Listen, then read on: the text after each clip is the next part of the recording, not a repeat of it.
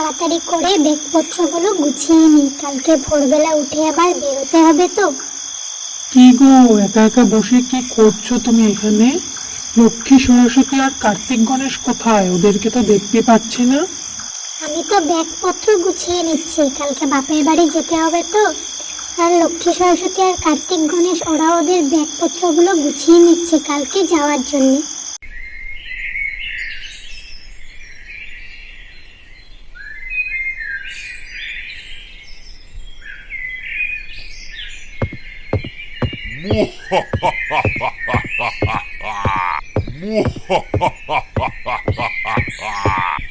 কি গো দুর্গা, বাপের বাড়ি কি যাবে না নাকি এবার?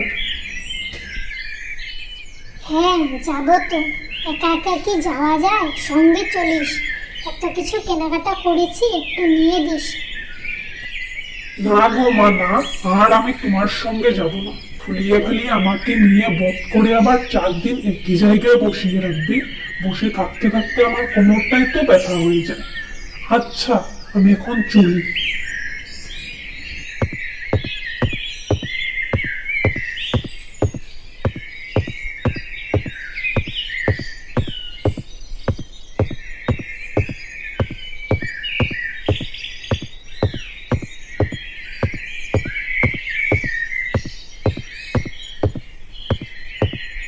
কই রে তোরা, হলো তো দে, দেরি হয়ে যাচ্ছে তো, বেরোতে হবে।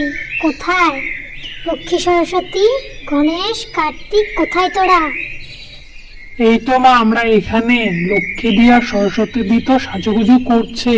হলো কিনা ওদের এখনো জানি না, তুমি গিয়ে একটু দেখে এসো। আচ্ছা ঠিক আছে, তোরা দুজন এখানে দাঁড়িয়ে থাক, আমি গিয়ে দেখে আসছি লক্ষ্মী আর সরস্বতী কি করছে।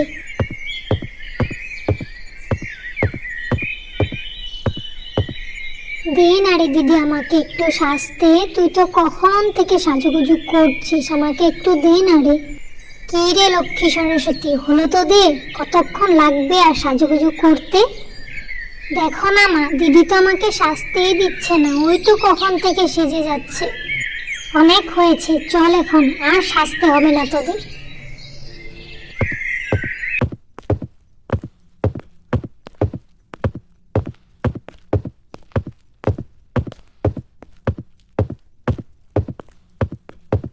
তোরা সবাই দাঁড়া একটু, আমি একটা ফোন করে নিই মহিষাসুরকে, দেখি তো মহিষাসুর কোথায় আছে এখন।